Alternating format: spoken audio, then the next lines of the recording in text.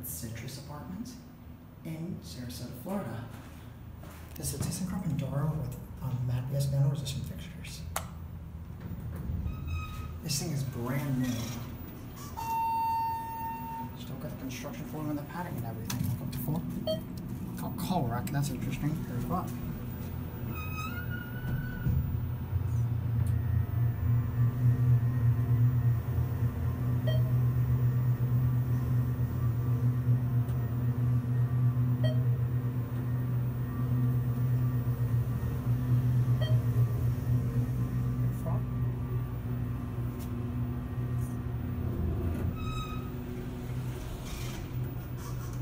Up. Let's go back down to 1.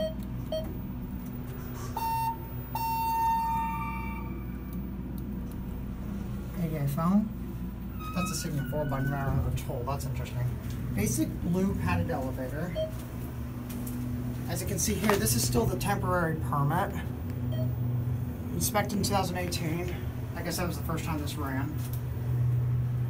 November 2018, exact. We're back at 1. Elevator 1. I think there may be another one here, I'm not sure.